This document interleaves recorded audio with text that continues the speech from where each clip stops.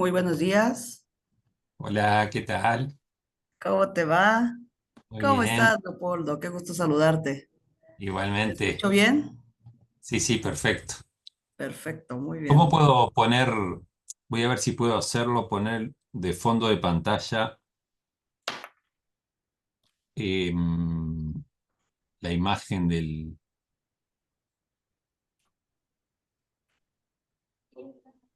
acá, fondos y Hola, muy efectos? buenos días, Giselle. Hola, Andrea, muy buen día. Hola, hola, ¿cómo están?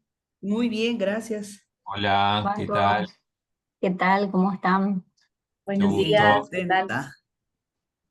Está todo en orden aquí pasando nomás yo Muy bien. a saber si está todo en orden, si necesitan algo. ¿Cómo estás, Andrea? ¿Todo bien? ¿Y tú? Muy bien. Acá haciendo tono con el fondo. Ah, muy bien. Todo un lujo, la verdad. Está saliendo bárbaro.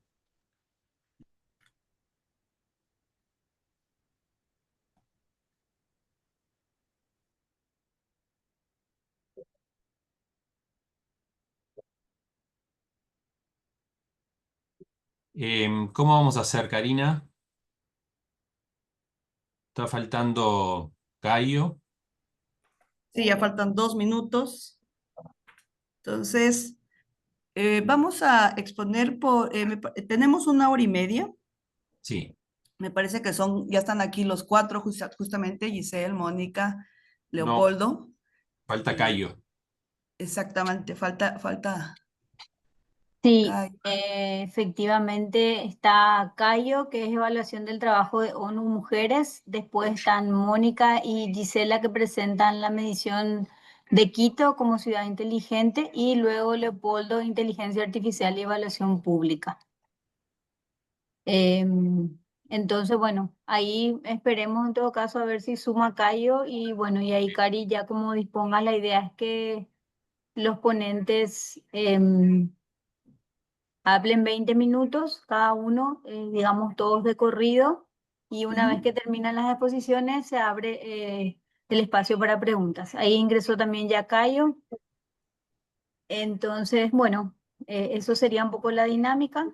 Las presentaciones, sí, por favor, controlar los 20 minutos y después ya las preguntas que la pueden ir haciendo a viva voz, ya como resulta el panel, pueden ir indicando a medida que los participantes están presentando en el chat. Eso ya queda a criterio. Así que les vaya muy bien. Gracias, Andrea. Hola, Cayo. Te había escrito justo por WhatsApp. Hola Leo, un gusto reencontrarte. ¿Cómo estás? Hola colegas, buen día. Igualmente. Muy buen día. Ahorita que te vi, Cayo, déjame probar otros audífonos que tengo.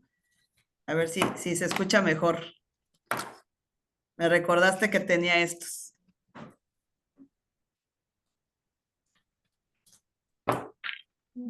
Veamos. ¿Me escucho?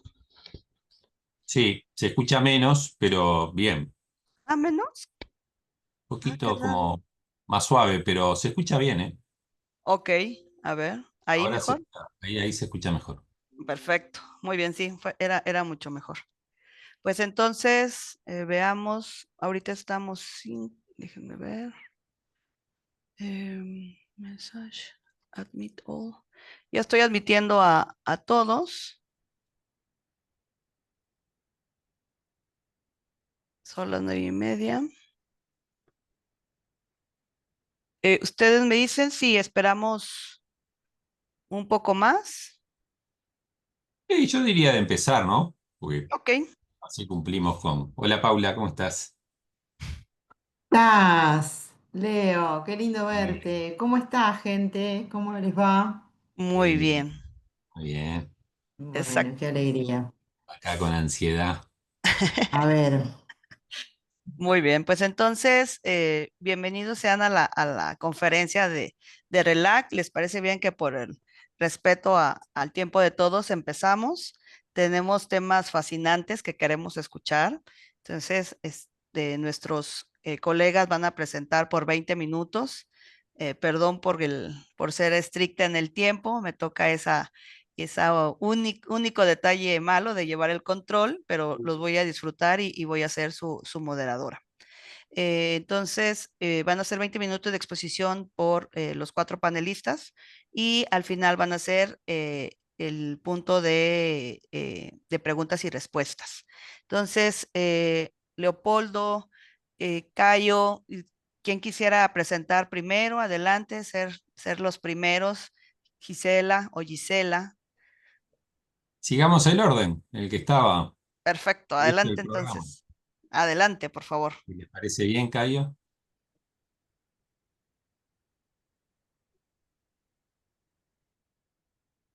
Adelante, por favor. Como quieran, yo puedo arrancar si quieren, Cayo no. Como quieran, o sea, yo estoy listo para arrancar, Dale, pero como quieren, si quieren seguir, Leo, sería un gusto. dale, adelante. Sigamos Dale, el. ¿puedo compartir mi pantalla? Claro que sí. A ver, share, déjame ver. Stop here. No. Veamos. Déjame. Cayo. Un segundo. Dale. A ver. Para compartir.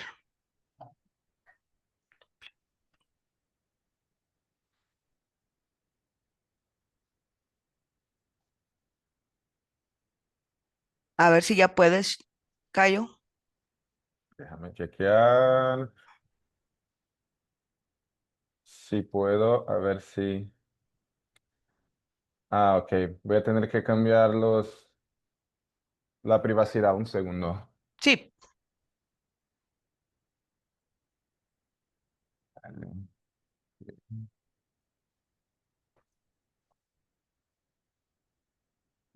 Entro es algo. Un segundo. Con todo gusto.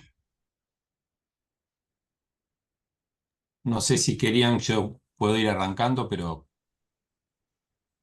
Eh, Cayo, si no, creo que ya se salió ya y se van por. salió.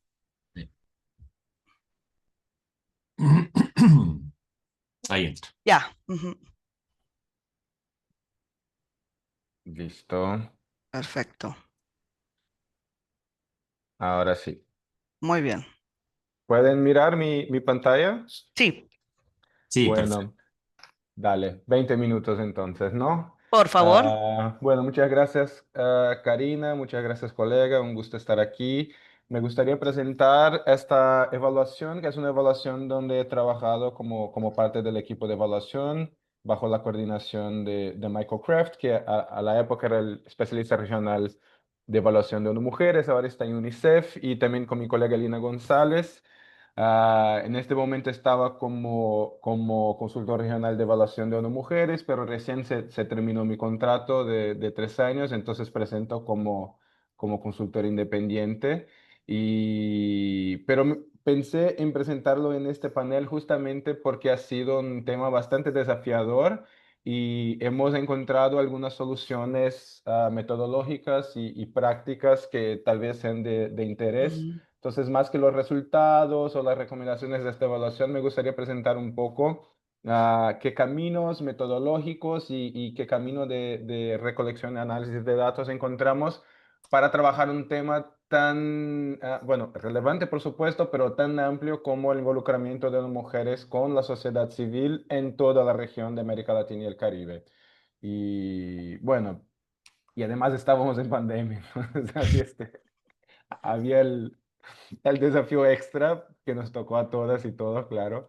Pero bueno, hemos publicado esta evaluación en diciembre del 2023, pero la empezamos en el 2022. Y básicamente miramos al trabajo de las mujeres con la sociedad civil. Y eso quiere decir tanto el involucramiento formal de unas mujeres con la sociedad civil a través de acuerdos, contratos y proyectos, como la relación informal y cotidiana de unas mujeres con sus contrapartes de la sociedad civil en espacios de participación y etcétera entre el 2018 y el 2023. Y como alcance, la Oficina Regional de ONU Mujeres para las Américas y el Caribe, pero también pensando en nuestras presencias programáticas y no programáticas en los países de la región. Cuando digo programáticas, quiere decir los países donde ONU Mujeres tiene una oficina de país estructurada, con representantes, recursos humanos, estabilidad, alguna estabilidad presupuestaria.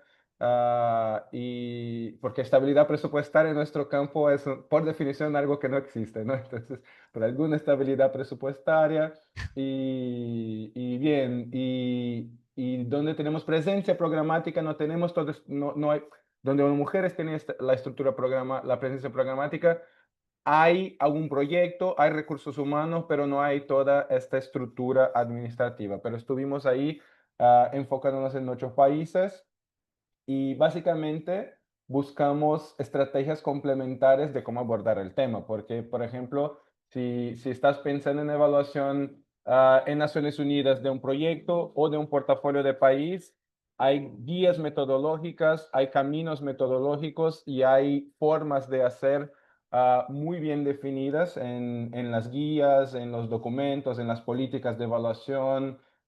Pero para algunas evaluaciones temáticas que abordan temas que no son tradicionales o que no son recurrentes, o sea, no hay tanta una base metodológica, una base institucional de cómo hacerlo. Entonces fuimos buscando caminos de cómo abordar el tema y por fin llegamos a una estrategia de complementariedad entre diversos enfoques que creo que me gustaría hacer el enfoque de mi presentación hoy, que básicamente hicimos la revisión, la construcción de una teoría del cambio que no existía, una tarea no común en nuestras evaluaciones, pero como no hay un trabajo específico, único de ONU Mujeres con la sociedad civil, no había, claro, una teoría del cambio, porque no se trataba de un proyecto o una otra estrategia en específico. Entonces desarrollamos una teoría del cambio con base en la revisión y el análisis de los datos.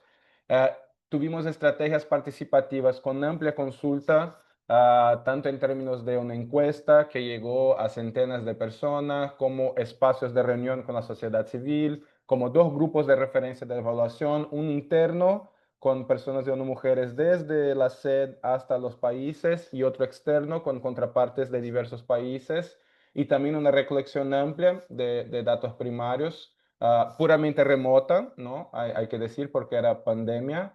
Una combinación de enfoques, análisis de contribución, revisión de la teoría del cambio, un análisis que les voy a enseñar algunos resultados en términos de diversidad y el NOB, que sería en el vocabulario de Naciones Unidas el Leaving No One Behind, no dejar a nadie atrás, que es la estrategia de inclusión de las diversas constituciones, interseccionalidades relevantes en términos de grupos sociales, por ejemplo, mujeres negras, rurales, con discapacidad, etc.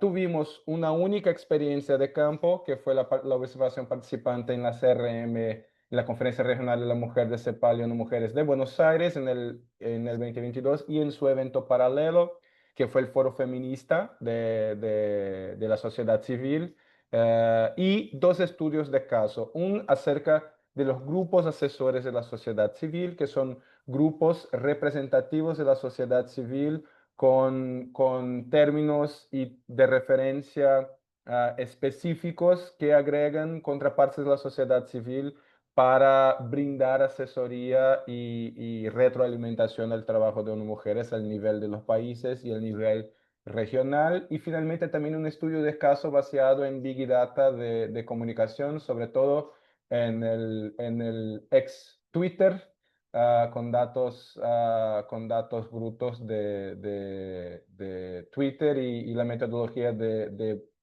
Snowball para mirar cómo nuestras publicaciones han llegado y cómo han llegado a nuestros públicos en términos de interacciones.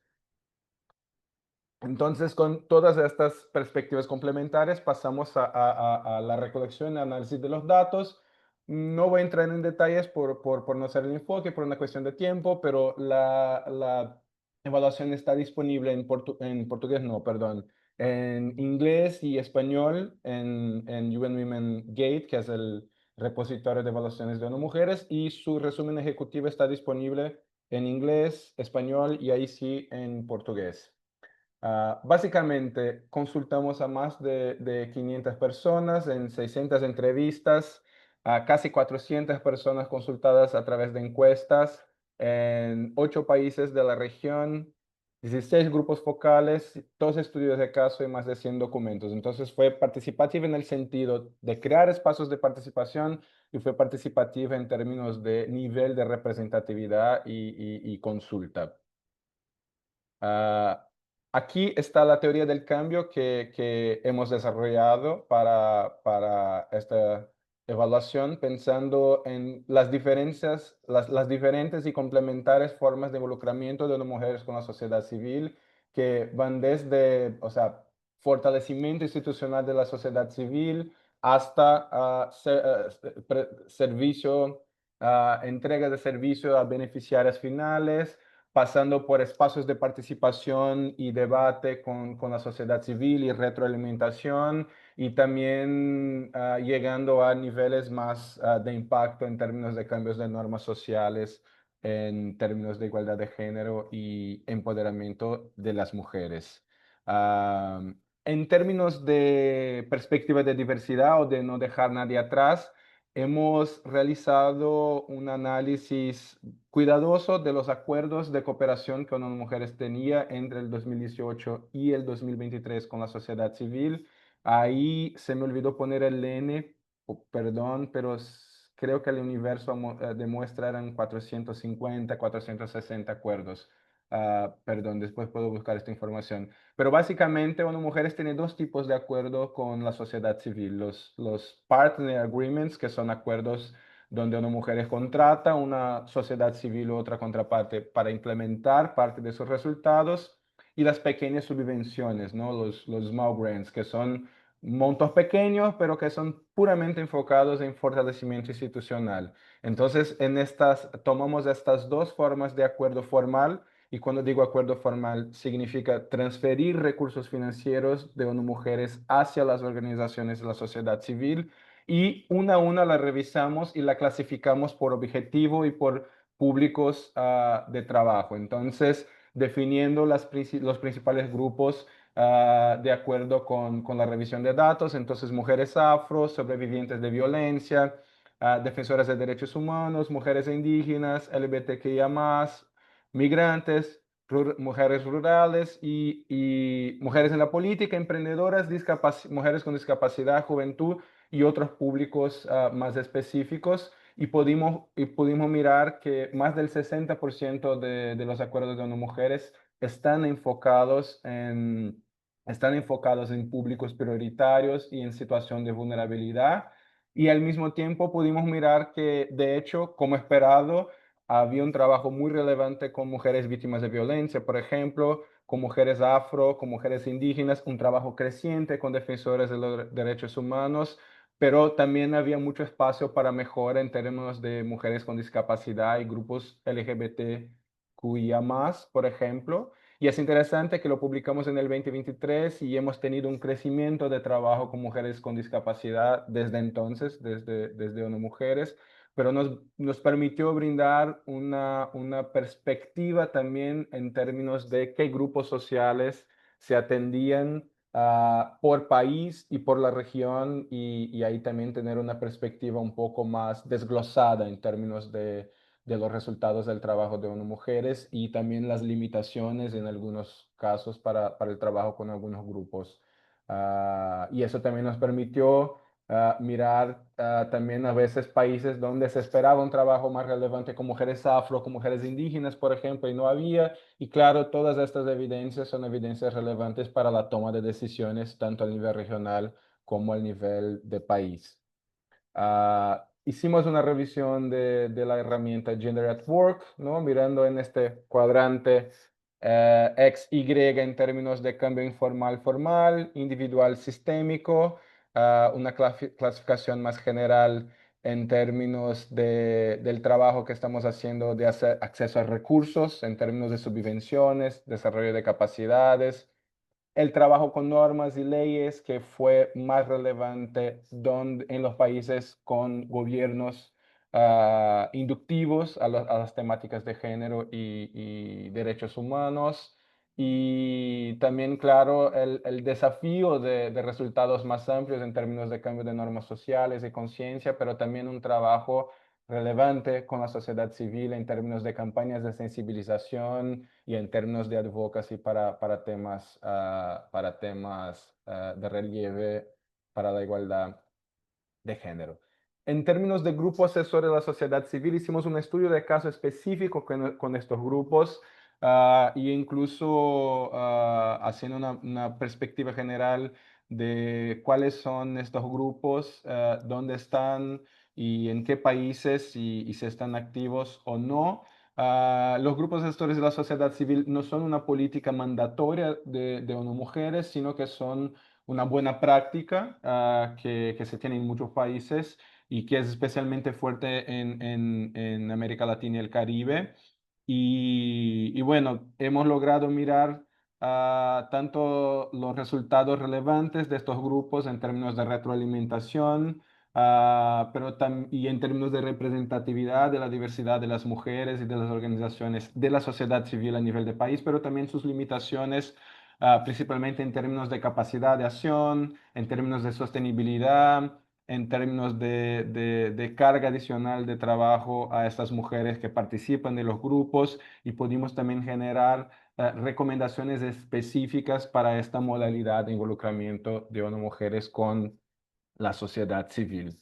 En términos de la Conferencia Regional de la Mujer, ha sido interesante porque la CRM ha tenido una participación muy fuerte de la sociedad civil. Fue el segundo grupo de participantes después de los gobiernos, y tuvo una participación fundamental en el foro feminista, ¿no? La actividad paralela, que no es parte oficial de la programación, pero sí es una parte importante, y pudimos mirar con el resultado del compromiso de Buenos Aires, que es un compromiso, el compromiso que ha salido de esta conferencia, una retroalimentación entre el documento y las discusiones que han tenido la sociedad civil en los espacios formales y en los espacios paralelos, y muchos de los objetivos y muchas de las recomendaciones y cuestiones que han salido en el documento formal, que es hoy día uno de los principales documentos en términos de demandas por cuidados en la región.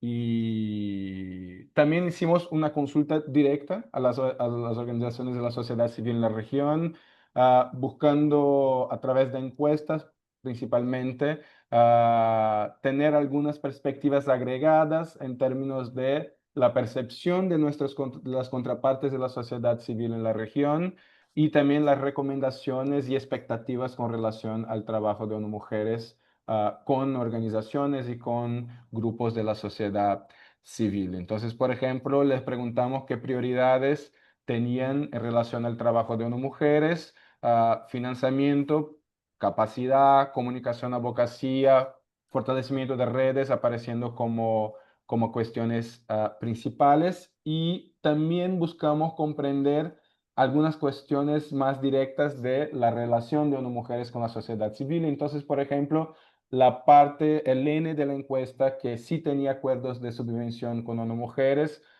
les pedimos que contestaran algunas cuestiones, por ejemplo, el tiempo estimado de trabajo con la parte administrativa, con la burocracia, y ahí llegamos, por ejemplo, a 5 minutos, ¿no? Sí, perdón, Cayo, me toca el papel malo. Ahorita ya nos faltan 4 minutos, No, entonces perfecto. cheque que ponga aquí mi papelito es 4 o 5 minutos. Gracias, Cayo, adelante. No, ya estoy cerca de concluir. Muchas gracias, Karina. Entonces, ahí indicando algo que, bueno, uno sabe por sensibilidad, ¿no? Porque es una queja no solo con ONU Mujeres, pero todo con el sistema de Naciones Unidas y con muchos gobiernos. La burocracia sabemos que es una barrera clásica al involucramiento con la sociedad civil, pero lo pudimos desglosar en términos de tiempo y en términos de actividades específicas, y entender, comprender dónde están de hecho los cuellos de botella para poder generar recomendaciones factibles, ¿no? Porque no basta con que una evaluación diga: ONU Mujeres tiene que cambiar sus guías y políticas globales en términos de subvenciones, porque eso no va a pasar, ¿no? Entonces, saber dónde de hecho podría estar nuestras recomendaciones más útiles a la sociedad civil en este sentido, consultarlas de manera desglosada y específica en relación a estos cuellos de botella ha sido también algo relevante, y con eso llegamos a una serie de áreas de acción que fueron propuestas en esta evaluación, tanto en términos de sistemas corporativos, ¿no? Mejorar accesibilidad e inclusión, racionalización de los sistemas y flexibilidad de las modalidades de subvención, de los acuerdos de cooperación, también orientación y herramientas internas de ONU Mujeres, ¿no? De cómo articular grupos prioritarios, de cómo tener un enfoque en grupos diversos para futuras conferencias y sobre todo a grupos donde no estamos performando como el esperado. Demanda de oficinas para mejores herramientas de desarrollo de capacidades, de fortalecimiento de movimiento de mujeres, fortalecimiento de redes al nivel nacional y regional, que también es un rol relevante identificado en la evaluación. Cómo mejorar la asistencia técnica en términos de difusión de productos de conocimiento, en términos de metodología innovadoras, en términos de incidencia basada en evidencia, un trabajo también que se hace, por ejemplo, en la producción y difusión de estadísticas de género amigables en la región. Y finalmente también las sugerencias en relación a los grupos asesores de la sociedad civil en términos de diseño, de gestión, que ya mencioné, porque me tocan 2 minutos, con eso finalizo. Pero la relevancia, o sea, les enseñé algunos resultados de esta evaluación.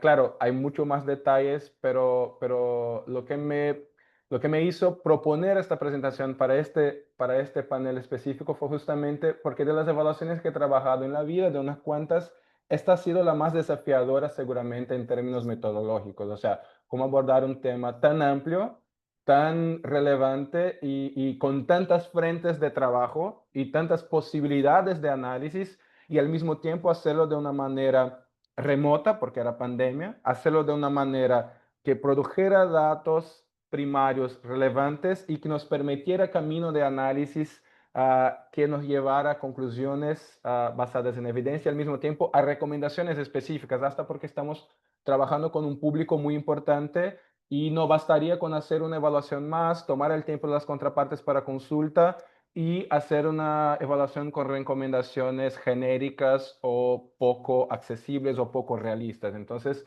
este desafío se nos puso en el principio y lo intentamos contestar con esta complementariedad entre enfoques metodológicos y que les presenté un poco. Me faltó presentar un poco más del trabajo de comunicación también, pero está en el estudio de caso, también anexo al informe, y ahora sí concluyo. Muchas gracias, colegas. Justo al tiempo. Justo el tiempo. Muy bien, Mire, Cayo. mire, gracias, Karina. No, de nada. Bueno, pues entonces, por la metodología, continuamos con el siguiente ponente. Me encantaría dar algunos comentarios, pero mejor continuamos con los ponentes, por favor. Y felicidades, Cayo. Me parece fascinante, pero lo dejamos al final. Siguiente, por favor. Hola, buenas tardes. Yo voy a compartir la pantalla. TikTok. Ay, ¿dónde está? Vamos. No le veo. Un momentico.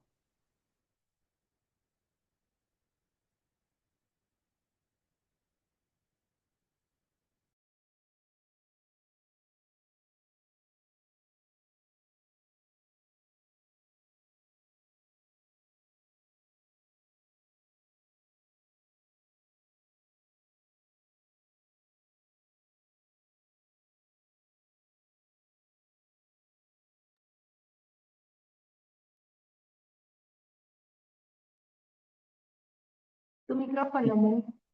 Listo, ¿qué tal? Muy buenos días. Yo soy Mónica. ¿Y cómo están? Mi nombre es Gisela Arcos y bueno, nosotros les vamos a hablar acerca de la medición de Quito como ciudad inteligente y sostenible, una evaluación orientada a la transformación urbana basada en los datos. Bueno, y para nosotros es importante hablar de ciudades porque las ciudades representan solamente el 3% de la superficie del planeta, pero vivimos cerca de la mitad de la población en ellas. Y esto significa que representamos el 60% del Producto Interno Bruto Mundial, pero a su vez el 70% de las emisiones de carbono y el 60% del uso de los recursos según datos de Naciones Unidas. Todos estos datos que nos comparte Moni hace que las ciudades tengan diferentes retos, de los cuales todos hemos sido testigos. Hay un alto crecimiento poblacional, se tiene que tener una correcta gestión de residuos sólidos, un transporte urbano sostenible, la infraestructura urbana, la gestión ambiental, la seguridad alimentaria. Y es tan importante estos retos, por eso es que Naciones Unidas propone dentro de sus objetivos el ODS 11, que es ciudades y comunidades sostenibles. Ya. Con estos antecedentes, parte de esta charla es comentarles que Quito es la primera ciudad del país, de Ecuador, en ser reconocida como una ciudad inteligente y sostenible por la Organización de Naciones Unidas, medida a través de la Unión Internacional de Telecomunicaciones y la recomendación UITT-IE 4903. La Unión Internacional de Telecomunicaciones es el ente especializado de Naciones Unidas en temas de telecomunicaciones, de redes, ciudades inteligentes y demás. Todo lo que es tecnología es siempre validado, los estándares son sacados a través de la Unión Internacional de Telecomunicaciones. Y según la OIT, una ciudad inteligente y sostenible es una ciudad innovadora que aprovecha las TICs y otros medios. De ahí hemos hablado de políticas públicas, planificación urbana, todo lo que es el ecosistema de planificación en general para tres principales acciones: mejorar la calidad de vida, mejorar la eficiencia del funcionamiento de los servicios urbanos y responder a las necesidades de las generaciones presentes y futuras en aspectos económicos, sociales y medioambientales. En la ciudad de Quito nosotros tenemos el Plan Metropolitano de Desarrollo y Ordenamiento Territorial. Este es como, es un marco global, o sea, que nos permite, es el máximo instrumento de planificación local que nosotros tenemos. Este instrumento o este plan metropolitano tiene tres objetivos: las personas, la ciudad y la gestión. Y como podemos ver, estos objetivos se alinean perfectamente a esta definición de ciudad inteligente propuesta por la Unión Internacional de Telecomunicaciones. Las personas se marcan en la parte de mejorar la calidad de vida. La ciudad, en lo que una ciudad inteligente debe responder a las necesidades de las generaciones presentes y futuras. Y la gestión, en la parte de la eficiencia del funcionamiento y los servicios urbanos. Ahora, ¿qué es lo que nosotros tenemos en este Plan Metropolitano de Desarrollo y Ordenamiento Territorial? Tenemos 62 indicadores, de los cuales 40 aportan a una ciudad inteligente. Esta alineación, ¿qué nos permite? Nos permite evitar esta evaluación paralela que se podría denominar, y medimos una sola vez y usamos muchas veces la planificación, presupuesto, y además tenemos un seguimiento a los ODS. Ya, bueno, con respecto a las metodologías, nosotros estamos ahorita presentando esta metodología de la Unión Internacional de Telecomunicaciones, pero no es la única para evaluar ciudades y su avance como ciudad inteligente y sostenible. Entonces, por ejemplo, tenemos el indicador del Yes Business School, que se llama Cities in Motion. Tenemos una ISO, que es la 37120. Y, por ejemplo, también tenemos un ejercicio que ya hicimos hace un par de años en la ciudad, que es una metodología del Banco Interamericano de Desarrollo y Deloitte, pero nosotros hemos ido por esta metodología que es 100% cuantitativa, y una de las cosas importantes es que está alineada también a los objetivos de desarrollo sostenible. Esta metodología que menciona Moni de la iniciativa de Unidos por Ciudades Inteligentes y Sostenibles se alinea a tres ejes de sostenibilidad: economía, medio ambiente, sociedad y cultura. Estos tres ejes de sostenibilidad, ¿qué es lo que hace la metodología? Tenemos 112 métricas que se evalúan en diferentes niveles. Entonces, aquí es importante resaltar que esta medición no solo se limita como a calificar, entre comillas, sino que me permite la identificación de brechas y prioridades para la política pública informada. En Quito el proceso fortaleció una coordinación interinstitucional, y vamos a ver más adelante el por qué, y también una cultura de evaluación, y presentó insumos para la parte de innovación. Como les mencioné, son 112 métricas que se dividen en 4 niveles dependiendo del nivel de madurez alcanzado. El nivel 4 significa que tienes un 95% de la meta, y el nivel 1, que es el más bajo, del 0 al 33% de la meta. Esta iniciativa de Unidos por Ciudades Inteligentes y Sostenibles ha validado ya a más de 200 ciudades en el mundo y aproximadamente a 20 en Latinoamérica. Y bueno, ¿cómo realizamos nosotros la medición? Como yo les comentaba, es un instrumento fuerte de política pública que también nos permite incluir a Quito en un círculo virtuoso donde hacemos una planificación basada en evidencia, ¿no? Nos permite mejorar la rendición de cuentas, tener una mejora continua en la transformación urbana, y fortalecemos, al tiempo que fortalecemos la confianza ciudadana. Entonces, de hecho, los resultados que vamos a presentar corresponden a la segunda medición que realizamos el año anterior. En este proceso estamos realizando ya la tercera medición porque ya la tenemos como estructurada, tenemos ya generado un proceso y demás. Entonces, en estos temas nos dimos cuenta que únicamente mandar a todas las dependencias o a todas las empresas a que hagan a que hagan la entrega de los indicadores no era la solución. Entonces, ahora hacemos un taller, les presentamos los resultados de la versión anterior, les decimos cuáles podrían ser las mejoras y demás, y con eso ya cada quien se lleva sus indicadores y su información para para ir a hacer el análisis interno. Tienen siempre una comunicación continua con nosotros donde nosotros les explicamos los diferentes temas y terminamos con el tema de la revisión del procesamiento de los indicadores y eso es lo que avanzamos en este momento. Tú diste un problema con su computadora. Entonces, Ya nos había contado. sí. ¿Cómo están? Perdón, ya venía acá porque estaba en otro lado. Sí, ¿y qué pasó en esta fortaleza que ya nos dio este proceso? Nos permitió a nosotros tener, ya tener este acuerdo con la Unión Internacional de Telecomunicaciones para tener ya esta validación internacional. ¿Y de qué consta esta validación internacional? De que tuvimos un apoyo de expertos internacionales que verificaron las fuentes de información de cada uno de los indicadores reportados, nos validaron la calidad, de dónde se encontraba, la metodología de cálculo, porque esta metodología de la OIT tiene también enmarcados fichas metodológicas que te explican cómo, qué datos tú debes reportar y cómo tú debes reportar. Entonces, algo súper importante. ¿Qué cambio de resultado que es lo que obtuvimos? Nosotros obtuvimos aquí lo que podemos ver, que es el snapshot informe de verificación.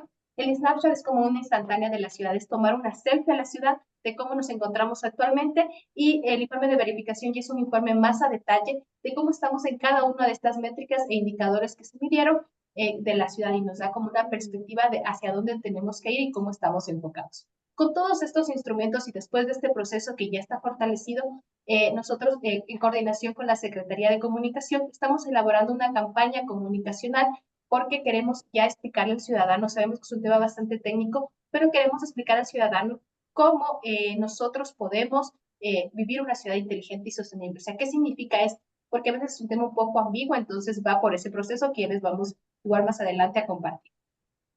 Y bueno, estos son los resultados de la ciudad. Como yo les comentaba, lo que te entrega es una foto de cómo está ubicada la ciudad y te muestra los niveles de madurez en cada uno de los aspectos. El círculo más interno tiene los 3 ejes de sostenibilidad, que es economía, medio ambiente y sociedad. En la parte media tenemos como las diferentes verticales que se miden.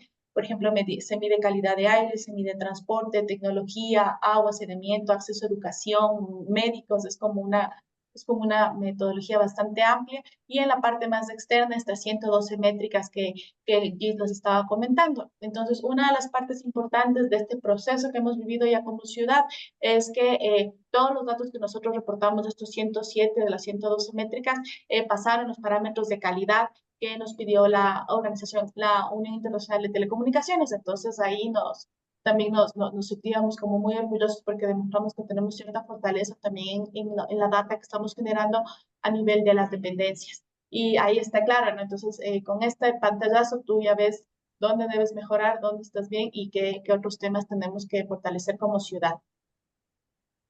Uno de los principales, o sea, esta medición nos dio a nosotros 3 insights que nos recomienda la Unión Internacional de Telecomunicaciones, que es lo que nos dice la ONU, por ejemplo, en el eje de economía, que en Quito la infraestructura TIC te permite, es como para la parte de servicios públicos más inteligentes, y esto te permite un fomento a la inclusión digital, y esto fortalece una economía local conectada. Ya, entonces también nos indica que se presentan avances notables en el monitoreo de calidad del aire y la recolección de residuos, haciendo de la sostenibilidad ambiental uno de los pilares centrales en la agenda urbana. Y en la parte de sociedad y cultura nos indican que se presentan los esfuerzos de una ciudad para promover su patrimonio, cultura y compromiso comunitario, demostrando que las ciudades inteligentes también son vibrantes y centradas en las personas.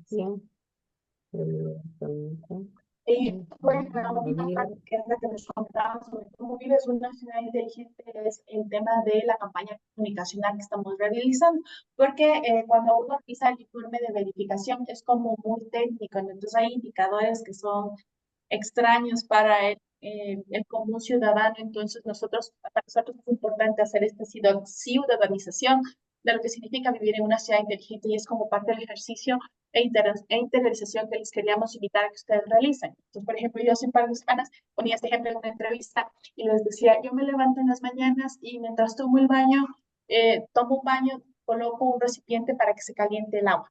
Entonces, lo que hago en ese momento es tener un consumo más consciente del agua, que es uno de los indicadores que me miden como ciudad inteligente. Luego vengo a mi trabajo en transporte público, que es el metro, y uno de los indicadores que me mide a mí es el tema de es el tema del uso de transporte público. Nos miden esos datos como ciudad, cuánta población viaja en transporte público. Y ahí también tenemos como otras dinámicas interesantes. Disculpa. Sí, perdón, Mónica, nos quedan 5 minutos, por favor, solo para que lo consideren. Muchas gracias. Ya, perfecto. Ya. Ya, entonces, luego también tenemos este tema de, por ejemplo, vas en el transporte público, también te mide el índice de tiempo de viaje, que es cuánto te demoras en hora pico y en hora valle para ir al trabajo. Llega, por ejemplo, yo voy a un tema de nuestra incubadora de Conquito y en la incubadora de Conquito nosotros vemos todos estos temas que estamos trabajando ahorita para entrega de capital semilla, para entrega del eh, fortalecimiento de pequeñas y medianas empresas, vemos cómo se está fomentando el tema de la generación y el registro de patentes en la ciudad, entonces hay como muchos temas interesantes que se pueden ver. Sí, y adicional a lo que decía Moni, nosotros como municipio de Quito tenemos varios servicios que permiten al ciudadano tener esta experiencia de vivir una ciudad inteligente y sostenible. O sea, hay varios indicadores, por ejemplo, la parte medioambiental que nos mide accesibilidad a zonas verdes, cuántas zonas verdes hay. Entonces, vives una ciudad inteligente cuando disfrutas estos espacios verdes y naturaleza biodiversa.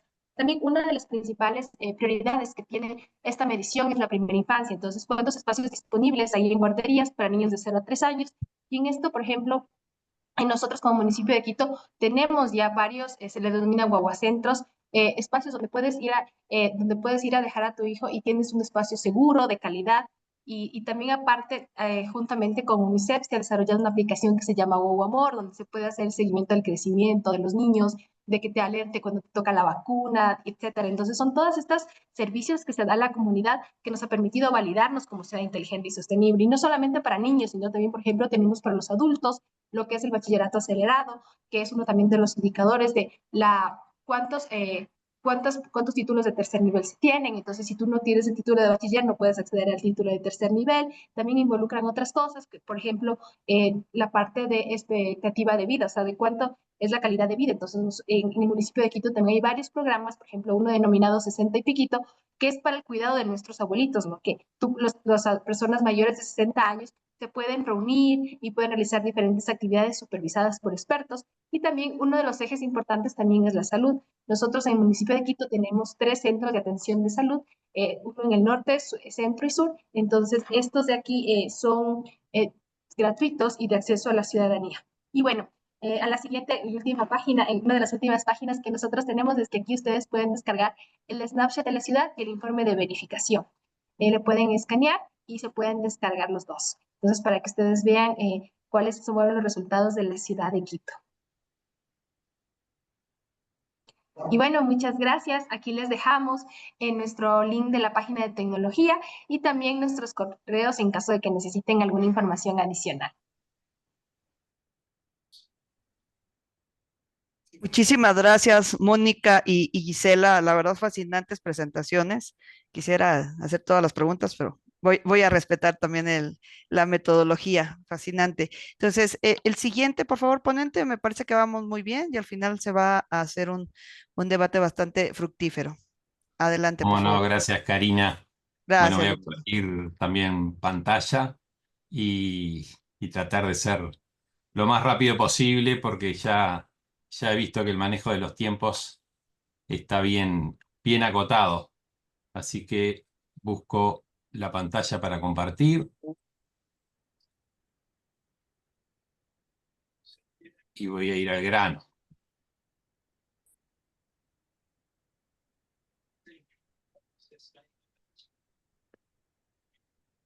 Acá está.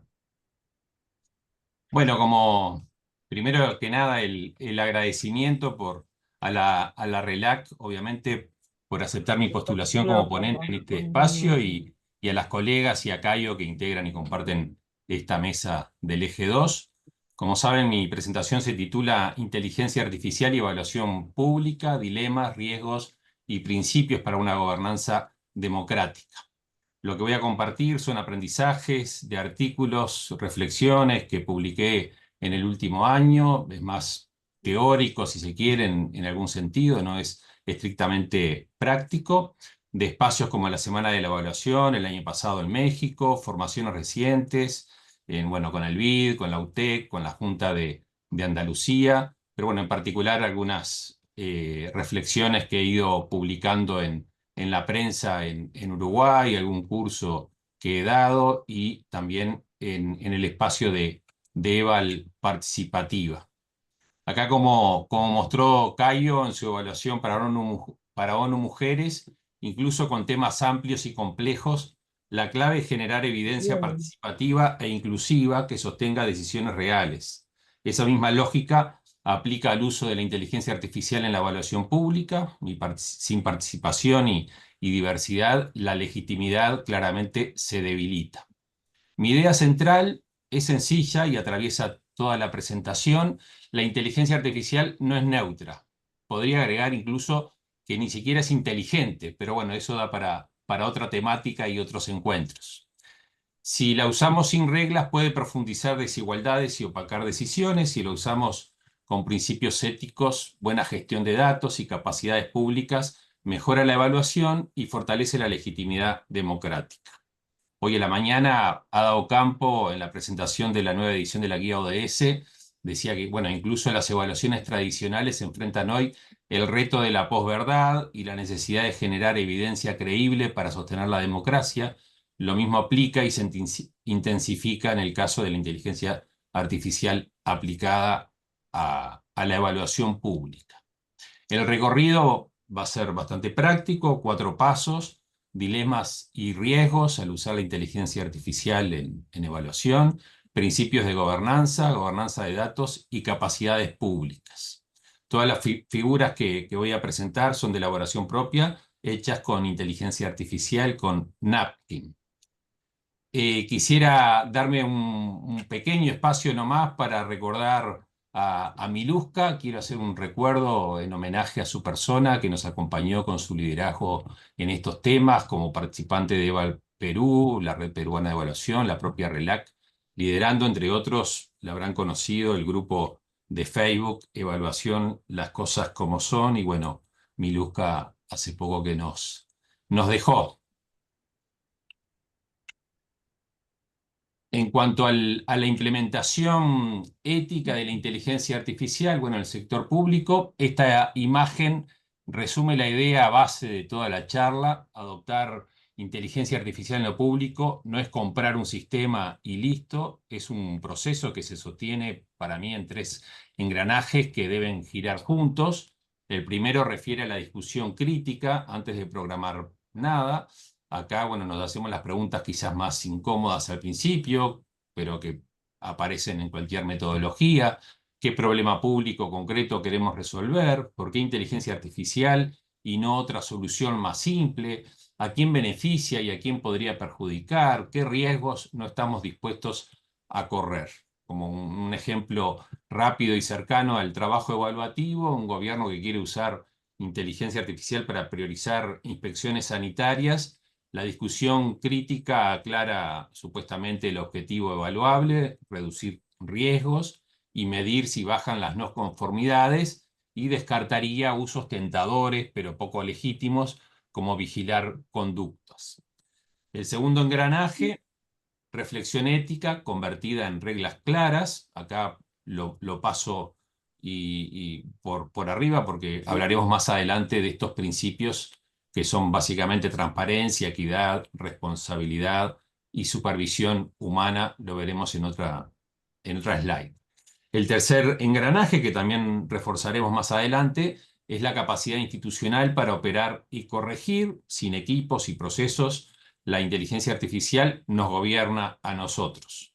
Entonces, ¿qué implica capacidad?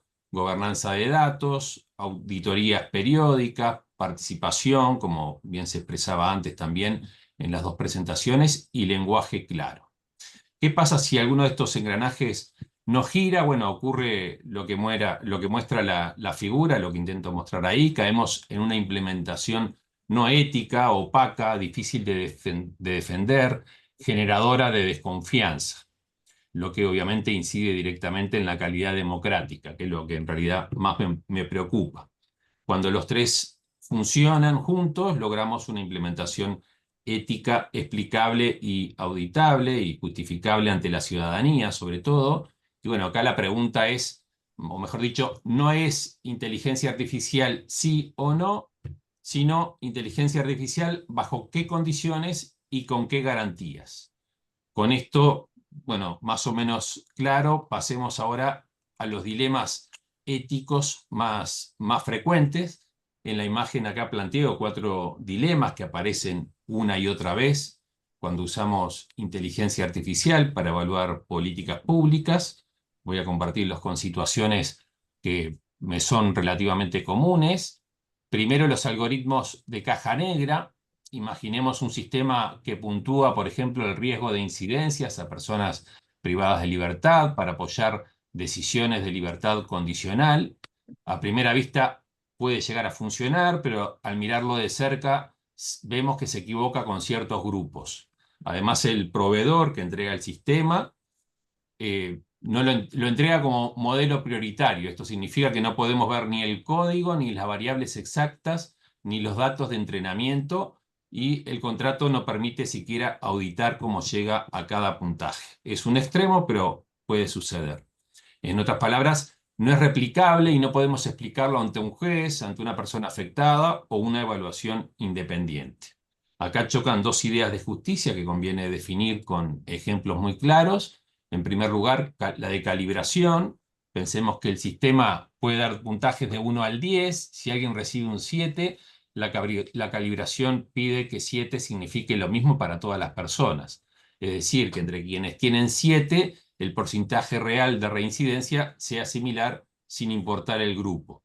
Y acá si para jóvenes 7 termina siendo 50% de reincidencia observada y para adultos 7 es de 25%, el modelo claramente no está calibrado y bueno, predice distinto según el grupo, aunque el número sea el mismo.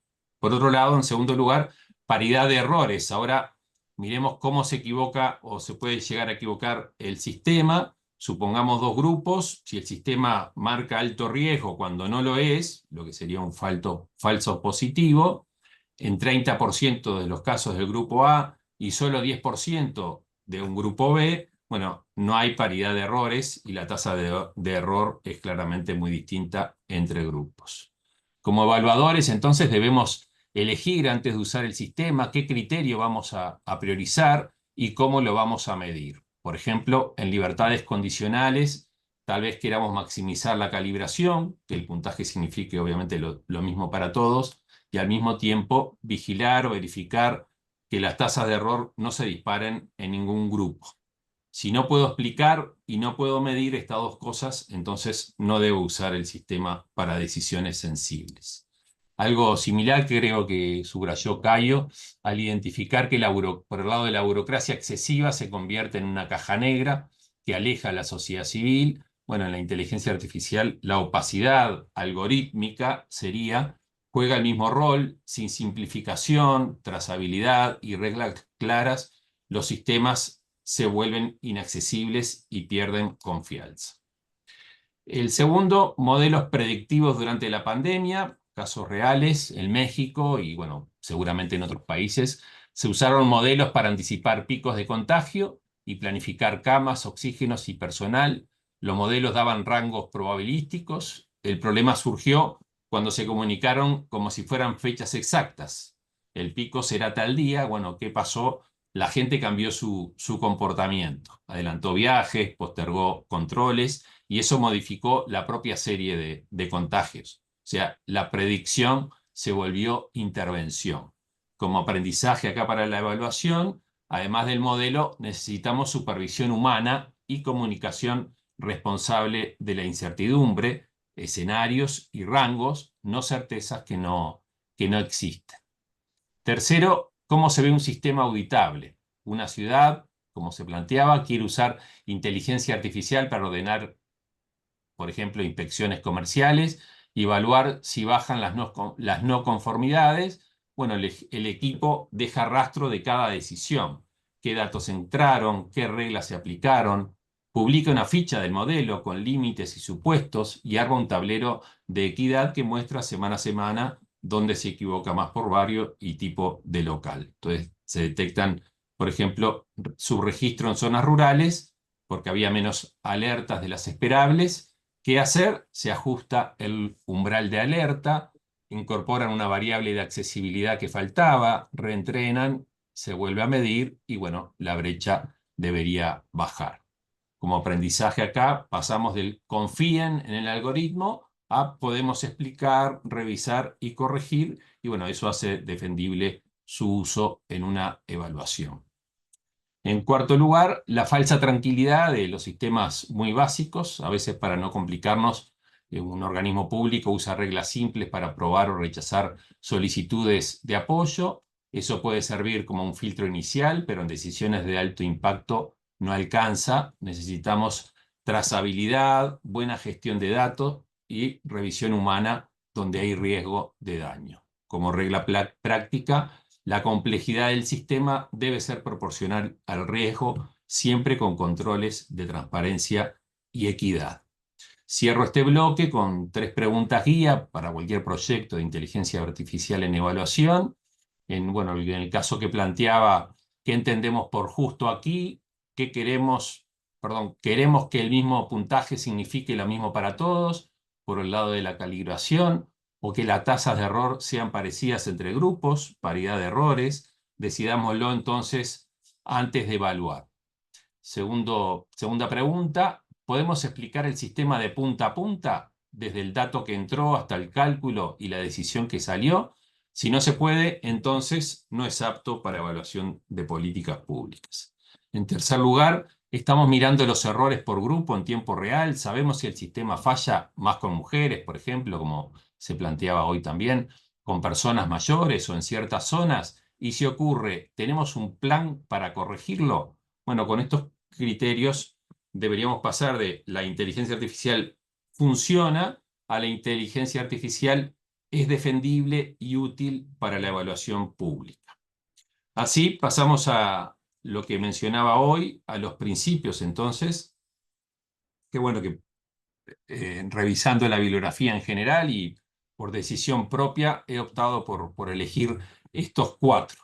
Primero, transparencia y explicabilidad. Pensemos en un programa social donde un algoritmo rechaza una solicitud y la persona no recibe ninguna razón comprensible. Este principio pide algo sencillo de entender y exigente de cumplir. Explicar en lenguaje claro la decisión. La explicabilidad entonces significa poder decir en 2 o 3 frases, incluso de manera clara y sencilla, qué datos se usaron, qué reglas aplicó el sistema y por qué se llegó a ese resultado. ¿Cómo se aplica en evaluación? Bueno, dejando una traza de cada decisión, con datos y reglas, publicando una ficha del sistema con propósito y límites y entregando a cada persona una explicación breve con un camino de apelación. Si no se puede explicar, no debería usarse, como decía antes también, para decidir sobre todo sobre derechos o beneficios. Segundo, equidad y no discriminación. Imaginémonos un sistema que prioriza visitas de salud. Si el modelo se alimenta de registros digitales, puede terminar visitando menos a mujeres mayores rurales, porque su huella digital obviamente es menor. Esta situación, incluso a nivel de la justicia, puede llegar a ser terrible. Creo que todos conocemos casos de cómo actúa la justicia con grupos en situación de vulnerabilidad. En Uruguay se llega a decir que hay una justicia para pobres y otra para ricos. Bueno, estos sesgos se trasladan también a los algoritmos, al diseño de procesos gestionados por inteligencia artificial. En tercer lugar, responsabilidad. Pensemos en un centro público de empleo que utiliza quizás un chatbot para recomendar cursos y becas. Si el sistema empieza a orientar mal a personas con discapacidad o a mujeres, cuidadoras, por ejemplo, sugiere opciones no accesibles o que no aplican, la pregunta inmediata a hacerse sería ¿quién se hace cargo? Y bueno, este principio exige que la institución pública sea titular visible ante la ciudadanía y tenga una ruta de corrección. Esto que incluye definir por escrito quién decide cambios, quién supervisa a quién se consulta y a quién se informa, incorporar en los contratos con proveedores cláusulas de auditoría y trazabilidad, qué versión del modelo estaba activa, qué se cambió y por qué, y un protocolo de incidencias con plazos para corregir y comunicar. La inteligencia artificial no diluye responsabilidades, las hace o las debe hacer explícitas. En cuarto lugar, y por último en este listado de posibles principios, que quedaron ahí trancados, la supervisión humana. Pensemos en un sistema de triage que sugiere derivar a pacientes de bajo riesgo en contextos sensibles. Este principio pide revisión humana obligatoria. Una persona revisa y puede revertir la sugerencia antes de aplicarla. ¿Cómo se aplica? Definimos un umbral de confianza. Si el sistema está menos seguro que, por ejemplo, un 80%, la decisión exige revisión humana. En casos críticos pedimos doble validación y siempre debe existir, como decía antes, un canal de apelación para la ciudadanía. Automatizar, entonces, no es reemplazar el juicio, es aumentarlo con evidencia. Acá, como idea para llevarse de este bloque, estos principios se vuelven reales cuando se traducen en prácticas observables, replicación comprensible, medición por grupos y correcciones, responsables con nombre y apellido y revisión humana donde hay riesgo. Sin eso, la inteligencia artificial no está lista para sostener decisiones públicas y mucho menos para procesos de evaluación de política pública. Como ven en esta imagen, bueno, obviamente hay una escalera que, bueno, para que la inteligencia artificial sirva en la evaluación de políticas públicas hay que subir todos los escalones. Si uno falla, la decisión y la evaluación se tambalean. Entonces, escalón por escalón. El primer escalón, calidad de datos. Calidad significa que los datos son correctos y coherentes. Piensen en la evaluación de un programa de transferencias monetarias. Si el padrón tiene hogares duplicados o domicilios mal escritos, el sistema confunde personas y excluye a quienes sí cumplen. ¿Qué efecto entonces tiene en la evaluación? Puede haber un sesgo de cobertura. Parece que el programa llega menos cuando en realidad fallan los datos. Acá hay que, obviamente, validar los datos desde el origen, formatos, rangos, bueno, todo lo que hacemos a mano, pero en este caso con inteligencia artificial. Segundo escalón, actualización. Los datos envejecen rápido. Imaginemos que evaluamos la focalización de un subsidio energético con información del año pasado. Muchas familias cambiaron de situación y el modelo acierta, pero sobre un pasado que ya no existe. La evaluación entonces concluye mal sobre focalización y equidad. Acá, ¿qué hacemos? Montar un proceso automatizado de actualización e integración de datos que trae las fuentes nuevas. Ya vi el tiempo. Me apuró, limpia, pone fecha, versión y avisa. Si alguna fuente no se refresca a tiempo, bueno, decidir y evaluar con datos desactualizados es obviamente decidir a ciegas. Tercer escalón, protección de datos. Bueno, si podemos usar datos sin exponer a las personas, caso típico podría ser en evaluación de movilidad y transporte, que publicamos una base anonimizada, pero con pocos puntos de geolocalización se podría llegar a reidentificar a alguien. Bueno, ahí hay que ver de qué manera, a través de la agregación de datos, cómo hacemos para controlar que esos datos no sean identificables de personas. Cuarto escalón, gobernanza robusta. Aquí hablamos de reglas comunes para que las áreas se entiendan. Piensen en la evaluación de una política de primera infancia que cruza salud, educación y desarrollo social. Si cada institución, cada inciso del Estado utiliza un Excel y define de manera distinta hogar, caso, beneficio, los datos no calzan y hay inconsistencias y cero trazabilidad. Obviamente esto lo conocemos todos. Quinto escalón, confianza pública. Si la gente no entiende qué datos usamos, para qué y con qué salvaguardas, bueno, percibe una caja negra y esto, sin confianza, la evidencia no circula y las recomendaciones no se adoptan. Entonces comparto la idea para cerrar este bloque, la idea principal: calidad, actualización, protección y reglas comunes son los 4 cimientos. La confianza es el quinto escalón que se gana cuando los otros 4 están firmes. Bueno, en la siguiente parte muestro quién sostiene esto en el día a día y cómo se organiza el ciclo de capacidades públicas, entonces, para gobernar la inteligencia artificial. Por un lado, desarrollar capacidades, voy rápido, personas, roles y reglas para que la evaluación no dependa de cajas negras. Necesitamos roles definidos, alguien que conozca el problema público, que defina los indicadores de política que se quiere medir y modificar, alguien que cuide los datos y alguien que mire el lado ético legal. Cuando se compra tecnología, el contrato debe exigir documentación del sistema, bitácora de decisiones y pruebas de sesgos. La segunda etapa, realizar auditorías. Bueno, una auditoría técnica verifica que el sistema acierta lo que dice. Una auditoría de equidad compara cómo se comporta por grupos, como planteaba antes a nivel de dilemas. Tercera etapa, para ir rápido, fomentar la deliberación. Antes de escalar un sistema hay que validarlo socialmente. Esto implica abrir mesas de diálogo con actores afectados y comunicar en lenguaje claro qué hace y qué no hace la inteligencia artificial, qué riesgos tiene y cómo reclamar si hay un error.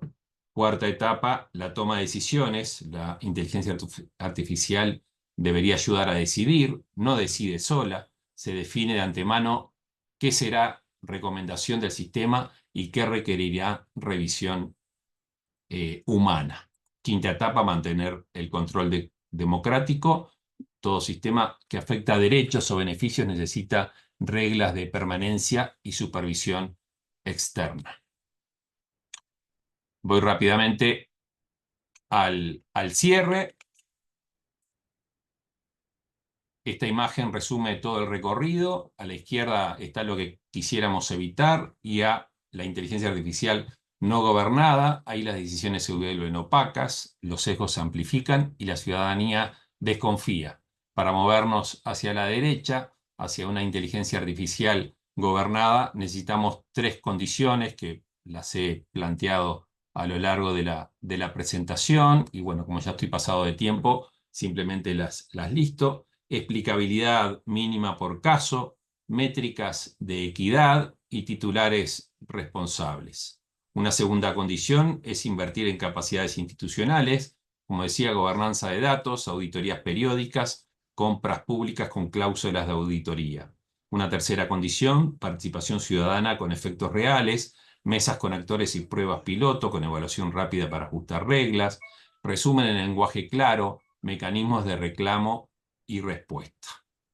Como cierre final, entonces, si tal como hoy de mañana planteaba Ada Campo, evaluaciones lideradas de forma inclusiva tienen el potencial de contribuir al buen gobierno y al fortalecimiento democrático. El mismo principio debería guiar la inteligencia artificial: gobernanza participativa, marcos éticos y exigibles y control social efectivo. Y bueno, si tuvieran que llevarse una sola idea, la inteligencia artificial solo mejora la evaluación pública cuando podemos explicarla, auditarla y corregirla. Para lograrla necesitamos marcos éticos exigibles, datos bien gobernados, equipos capaces de auditar y ajustar y participación ciudadana que tenga efecto en las decisiones. Muy bien, me hicieron correr. Muchas gracias. Muchas gracias, Leopoldo. Muchas gracias. Placer. Bastante enriquecedor las 3 presentaciones que llevamos hasta ahorita. Me parece que hay una cuarta. No, en este espacio eran 3. Ah, bueno, perfecto. Muy bien, disculpen. Entonces, bastante enriquecedor. Yo nada más comento, y porque tengo el beneficio del primer micrófono, que veo justamente la la trascendencia de ser científicos sociales todos, ¿no? Nuestra aspiración a tener metodologías que puedan ser replicables, pero justamente en función de nuestra población, ¿no? La población objetivo, que finalmente sigue siendo nuestra sociedad. Tenemos este punto en común y como objetivo beneficiar al mayor número de personas en función, en este caso, de las metodologías y de la evaluación. Entonces, pues la verdad, me hubiera encantado estar en cada uno de estos equipos porque todos iniciaron desde el punto de vista de que hay un problema y los problemas, el punto es abordarlos, ¿no? Como le pasó a Cayo y a Mónica y a Giselle. O sea, el punto está ahí, Leopoldo, que ha centrado este tema tan innovador que es la inteligencia artificial y que justo los problemas sociales, por decir los problemas, sino las situaciones sociales están ahí y el punto es cómo abordar ese cubo que a lo mejor ni siquiera es cuadrado ni rombo, sino se convierte en un círculo. Y entonces, ¿cómo le haces para abordar por qué lado, ¿no? De esa esfera abordas la situación social? Entonces, les platico que ahorita en el chat del Zoom ya puse una liga de todos los materiales de esta sesión. Esta conferencia regional de RELAC está bastante bien organizada por los compañeros. Vale comentar siempre que todo este trabajo que ustedes están viendo es voluntario.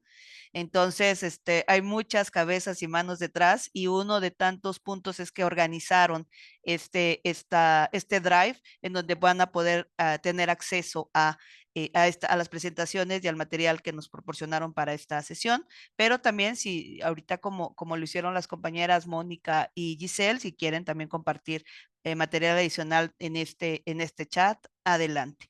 Entonces, bueno, más que felicitar su trabajo para los cuatro y estar muy al pendiente de mi parte de bajarlos, leerlos y aprender y llevarlo a nuestras propias realidades, que eso es lo que más me enriquece de este tipo de presentaciones, ¿no? Cómo lo aplico para la parte de ejecución de políticas públicas y cómo lo puedo mejorar para mi población objetivo.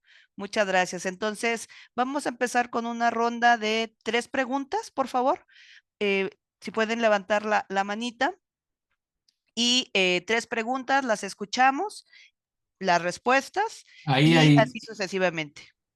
Karina, está planteada, no sé si te parece en el chat una pregunta, Perfecto. si no te parece mal, que dice, bueno, en la ponencia sobre inteligencia artificial en evaluación, ¿cuáles son las nuevas competencias que los y las evaluadores deben desarrollar? Si te parece, no sé, perdón, como la vi en el chat. No, está muy bien, está muy bien. Me encanta por eso este tipo de diálogos de primer nivel y con tanta educación. Con todo gusto. Vamos, que sea la primera pregunta. Ponen ¿cuáles son las nuevas competencias que las y los evaluadores deben desarrollar con relación a la inteligencia artificial, inteligencia artificial? Sería la primera pregunta. No sé si por favor nos puedan decir dos preguntas más y ya y escuchar las respuestas. Adelante, por favor, si nos pueden. Estamos al pendiente de quien suba la manita.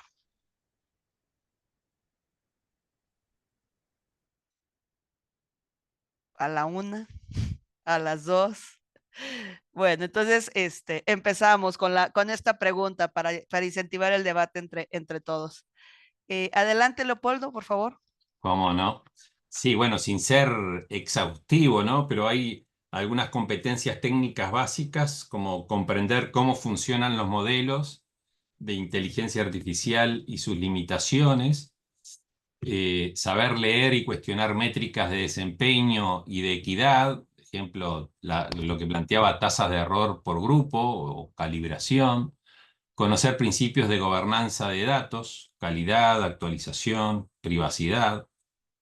Por el lado de competencias éticas y críticas, se me ocurre identificar sesgos en datos y algoritmos, formular preguntas sobre justicia, transparencia y rendición de cuentas, integrar marcos éticos en diseños de evaluación, cosa que en realidad la propia RELAC lo establece y lo plantea también en todo tipo de evaluaciones. a nivel de competencias de comunicación, explicar resultados de inteligencia artificial en lenguaje claro, comprensible para decisores y sobre todo para la ciudadanía, traducir métricas técnicas e implicaciones de política pública, facilitar quizás procesos participativos que también aparecen como competencia sin necesidad de desarrollar inteligencia artificial para validar y discutir hallazgos, competencias de gobernanza y colaboración, trabajar claramente, bueno, como lo hacemos también, no es muy diferente a nivel sin inteligencia artificial, aunque hoy hablar ya de evaluación sin inteligencia artificial creo que no, que ya no tiene sentido, por lo menos no tiene actualidad. Entonces, por el lado de competencias de gobernanza y colaboración, trabajar en equipos multidisciplinarios, transdisciplinarios, cosa que hacíamos antes también, pero bueno, acá en mayor medida con ingenieros de datos, con personas abogadas, con responsables, personas responsables de políticas, diseñar acá quizás con mayor detalle mecanismos de auditoría, como decía antes, también supervisión humana y control democrático, impulsar la deliberación con sociedad civil sobre el uso de la inteligencia artificial en evaluación. Y bueno, algo que quizás no es muy, no está muy, no es muy frecuente, digamos, derribar antes que nada que todo esto de derribar barreras, ¿no? Porque hay claramente como una primera barrera que en realidad tiene que ver con la gestión del cambio que aparece siempre, que es un poco la barrera al cambio justamente, ¿no? Y al aceptar quizás que nos gobiernen, entre comillas, algoritmos, pero bueno, lo que hay que buscar justamente es no que los algoritmos nos gobiernen a nosotros, sino que nosotros logremos gobernar los algoritmos, logremos gobernar la inteligencia artificial a través de todas estas competencias. En síntesis, creo que ya no basta con saber de método de evaluación, necesitamos ser evaluadores con alfabetización digital, sensibilidad ética, que ya se supone que la tenemos, y capacidad sobre todo de traducir la inteligencia artificial en evidencia defendible y útil para el bien común, que es, por lo menos desde mi enfoque, la calidad democrática y el bien común lo que más me importa de todo esto. Muchas gracias, Leopoldo, muy gentil. ¿Alguien más quisiera hacer alguna pregunta?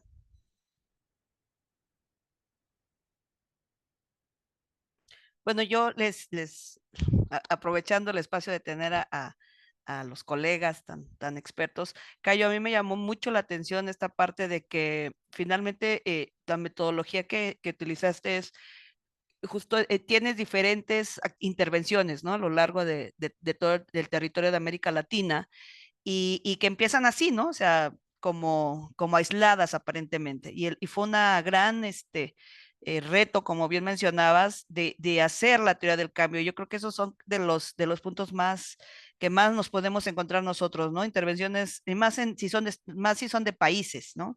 Si son de países y quieres homogeneizar algún tipo de intervención de este tipo de organizaciones internacionales, me pareció fascinante que cómo con esta teoría del cambio, pues la pregunta a lo mejor en la toma de decisiones es, ¿lo normas o no lo normas, no? O lo dejas libre como está ahorita, o reenfocas tus recursos, si eres la parte de como veías, ¿no? Los grupos vulnerables y a quién están más dirigidos, si están siendo... pues debidamente atendidos en función de los objetivos del propio organismo internacional. Eso me pareció que es común en el sentido de que así se actúa o así actúan a veces con diferentes intervenciones, pero el punto es cómo abordar ese tema con metodologías sistemáticas, ¿no? Que te permita encontrar características en común.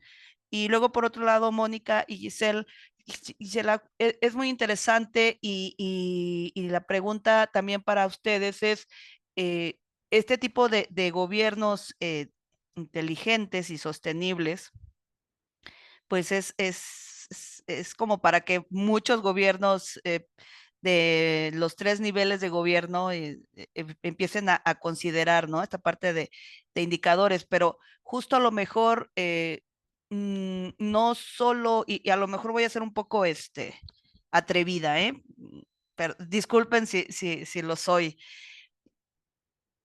Aquí el punto de medir o de los indicadores es no, o sea, no solo la parte, digamos, y de indicador, sino todo lo que hay detrás, ¿no? Toda la política pública que sostiene esa última fase, ¿no? De un indicador. Entonces, esa parte de políticas públicas o que haces hacia atrás para el ciclo de políticas públicas también te pone los mayores retos, ¿no? Entonces, también va a ser fascinante ver ustedes su metodología, si solo y el solo es muy acotado porque no es un solo sencillo, pues es la parte de indicadores que lleva su trabajo fuerte, porque a mí me encantan los indicadores, soy especialista en ese tema también, pero cómo deben sostener las políticas públicas, ¿no? Para que sirvan estos indicadores. Entonces, en concreto, en el caso de Mónica y Giselle, mi pregunta obvia, pero prefiero hacerla, es, ¿la ciudad de Quito tiene políticas públicas que sostienen estos indicadores? O sea, si tienen o son indicadores que son internacionales y entonces te dan ahorita los primeros flashazos de cómo está y entonces ahora sí, qué hacer para mejorar esos indicadores. Muchas gracias. Hola, sí. Bueno, tal vez no quedó muy claro en alguna parte, pero de hecho, una de las cosas que nosotros hicimos fue alinear nuestra planificación como ciudad a la medición esta, ¿no? Entonces, por ejemplo, cuando nosotros estuvimos construyendo nuestro plan metropolitano de desarrollo y ordenamiento territorial, lo que hicimos fue más bien traer esta metodología de ciudad inteligente y decirles, ok, aquí están los indicadores, aquí están las fichas metodológicas y demás, porque sí pasa que tú no sabes qué indicadores ponerte. Cuando te dicen, ponte 5 indicadores para medirte, entonces fue mucho más sencillo y está estandarizado y demás. Entonces, por eso es que más de la mitad, 40 indicadores, están directa o indirectamente alineados con lo que es una ciudad inteligente y sostenible. Entonces, eso a nosotros nos permite lo que Gis decía, no medirnos de diferentes maneras, de que yo saco un indicador y le toca a la pobre dependencia medir el plan metropolitano de movilidad con un indicador, el plan de ordenamiento con otro indicador, a nosotros otro indicador, sino es un único indicador que está en todos lados. Entonces, ya solamente se mide una vez y se mide bien, y se mide una sola vez y se mide bien. Es más o menos como nuestra metodología. Perfecto, muchísimas gracias, Mónica. Entonces sí le voy a echar un vistazo para justamente ver desde el punto de vista de gobierno y políticas públicas para ver qué cosas fascinantes están ustedes midiendo, Solamente una ¿no? cosita adicional que quería agregar a este tema. Si es bien que nosotros tenemos la competencia de gobierno local, hay muchos indicadores que son responsabilidad de gobierno central, o sea, de la parte del gobierno central, y es algo que hay que considerar cuando se ve esta medición. Como lo mencionó Moni, la parte de cómo nosotros recolectamos los indicadores, nosotros tuvimos talleres y explicamos qué era la metodología tanto a nuestras entidades municipales como al gobierno central, a los dueños de los datos, a los indicadores, los responsables. Entonces también hay que tener esas consideraciones porque muchas veces hay algo que tal vez vas a llevarte de sorpresa, te dice en rojo, en seguridad, pero no es una competencia directamente nuestra, pero nosotros sí podemos apoyar en ciertas cosas. Por ejemplo, el municipio dona equipamiento para la policía, etcétera. Entonces hay ciertas cosas que sí apoyan, pero no es nuestra responsabilidad directa. Muchas gracias, Giselle. Bueno, sigo entonces, Karina, gracias. Bueno, primero aprovechar la pregunta sobre inteligencia artificial y también decir algo. Bueno, primero siempre decir, por favor y muchas gracias a la inteligencia artificial, porque cuando llegue la revolución de las máquinas, se van a acordar que éramos los que decían muchas gracias, pero no, ahora hablan en serio. Una cosa que ha hablado Leo que me parece fundamental es la calidad de los datos, ¿no? Entonces ahora me está tocando una evaluación donde, porque mira, claro, hay siempre un primer paso que es la inteligencia artificial nos ahorra tiempo y al ahorrar tiempo ya hace un trabajo fundamental, pero esto es solamente, o sea, la página uno de lo que nos permite, ¿no? Entonces, hay un salto cualitativo en nuestras herramientas de análisis de datos que podemos tener, pero eso pasa por la calidad de los datos. Me está tocando trabajar en una evaluación y claro, eso vale para cualquier investigación y cualquier base de datos, por supuesto, pero la calidad y la confiabilidad de los resultados que te van a entregar cualquier que sea, o sea, desde el ChatGPT, NotebookLM hasta otras herramientas, va a depender mucho de la calidad de los datos que subes y de la sofisticación de la clasificación de esos datos. Entonces, por ejemplo, el trabajo de coding ahora en un software de análisis cualitativa para mí se convirtió en algo aún más relevante porque de eso depende también los resultados que me va a entregar una herramienta de IA específica, ¿no? Entonces también hablaría un poco de, no de estas nuevas competencias, pero tal vez de reforzar algunas competencias clásicas que se convierten también en más relevantes en este contexto para tener buenos resultados.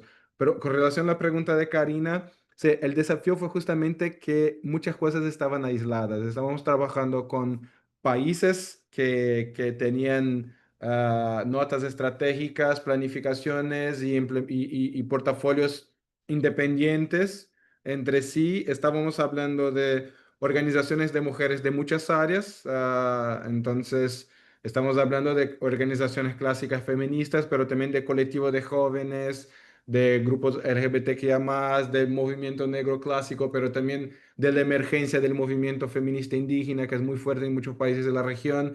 Y al mismo tiempo, estábamos hablando de resultados que estaban segmentados, fragmentados entre muchas áreas de trabajo de ONU Mujeres y también en muchas divisiones distintas, ¿no? Porque, por ejemplo, nos tocó trabajar a nivel global, por ejemplo, con cuestiones de la división de sociedad civil, pero también con la división responsable por contratos y procedimientos, pero también con la división responsable por movilización, y etcétera. Entonces, nuestro desafío fue justamente intentar comprender cuál era el abordaje de ONU Mujeres a la sociedad civil a partir de una perspectiva más holística, de una perspectiva general. Entonces, en este sentido, reconstruir la teoría del cambio nos permitió hacer estos puentes y tener también estas metodologías algo específicas, pero que al final pudieron entrar en diálogo justamente porque, aunque ONU Mujeres no tenga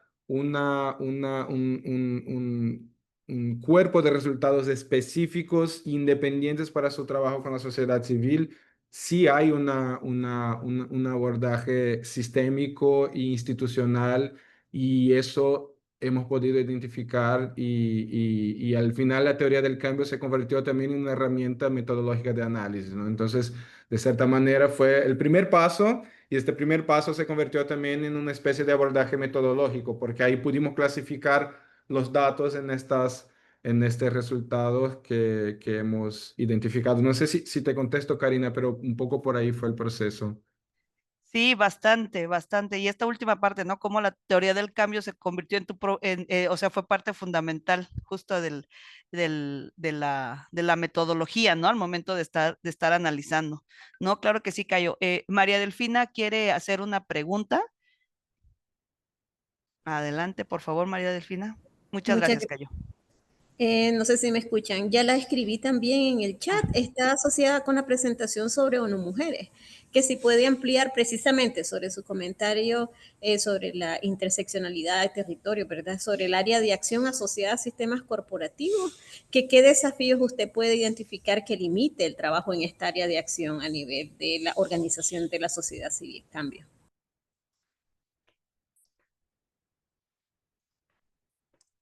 Perdón, María Delfina, se me falló el audio, no te escuché bien, perdona. Está escrita en el chat, igual, Ok. Cayo, si te parece, ahí dice presentación sobre ONU Mujeres. ¿Lo ves?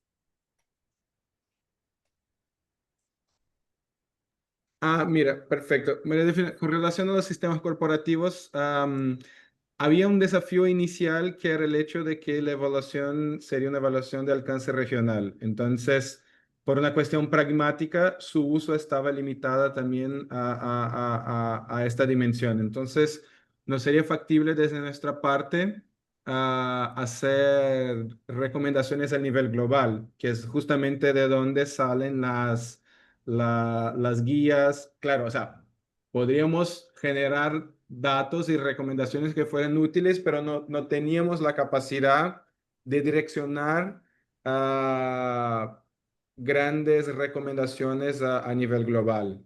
Al final, el alcance de evaluación creció en el proceso y al final pudimos hacer algunas recomendaciones a nivel global, pero eso no era el alcance pensado inicialmente para la evaluación. Entonces ahí había una cuestión institucional de que no podíamos hacer este tipo de recomendación, que fue un limitante.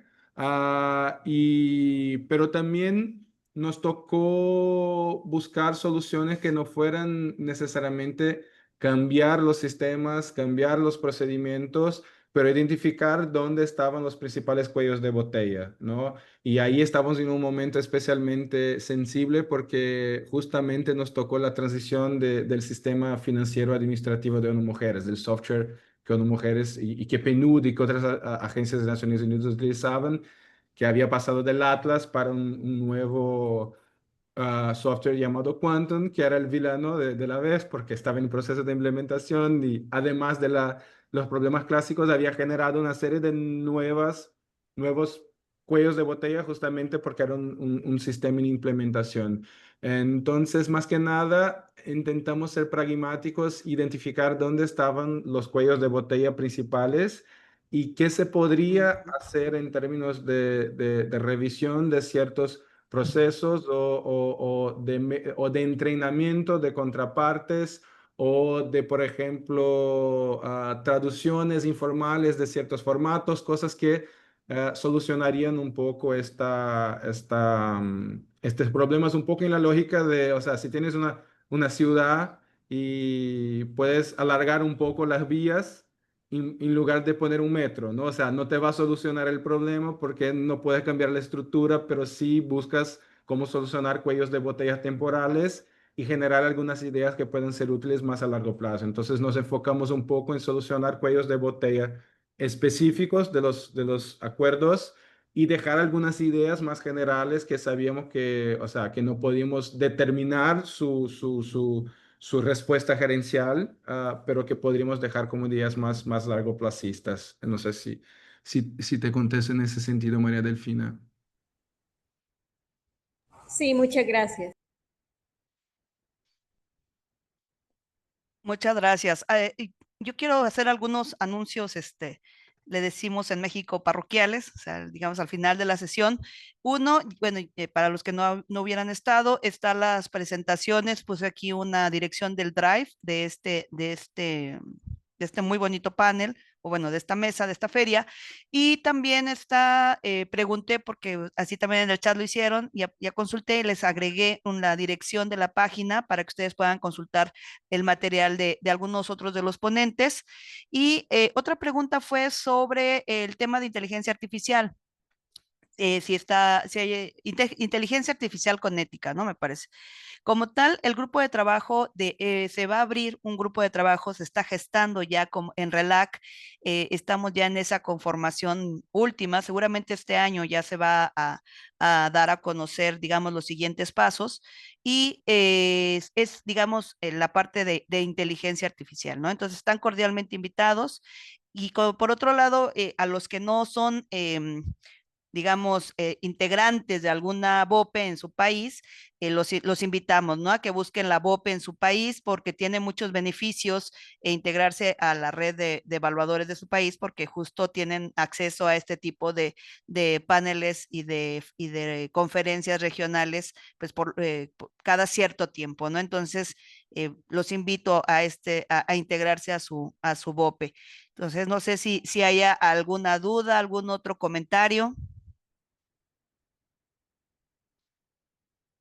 Bueno, pues es un gusto haber compartido este panel con ustedes, ser su moderadora, aprender de cada uno de los exponentes y me voy muy contenta de poder haber estado aquí y me da mucho gusto ver a varios amigos y amigas como Ale Lucero, como Yaque, como Leopoldo, como Mónica, que ya nos hemos visto en algunos otros foros, entonces siempre es bueno volver a saludar a los buenos amigos y amigas, colegas, ¿no? Entonces, no sé si pudieran presentar justamente si pueden presentar su cámara para nuestra foto del recuerdo.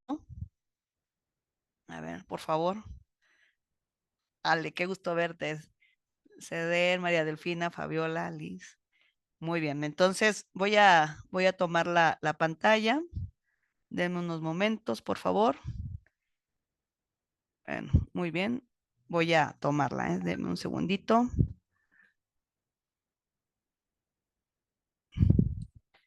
Bienvenido. Permítanme una segunda toma, como cuando era con cámara, que todos nosotros definitivamente conocimos las cámaras, desde la Kodak hasta...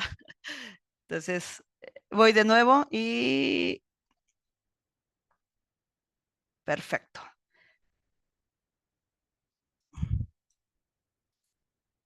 Pues los invito a seguir escuchando y viendo las otras ponencias, que está fascinante esta conferencia con su asistencia. La hacemos todos.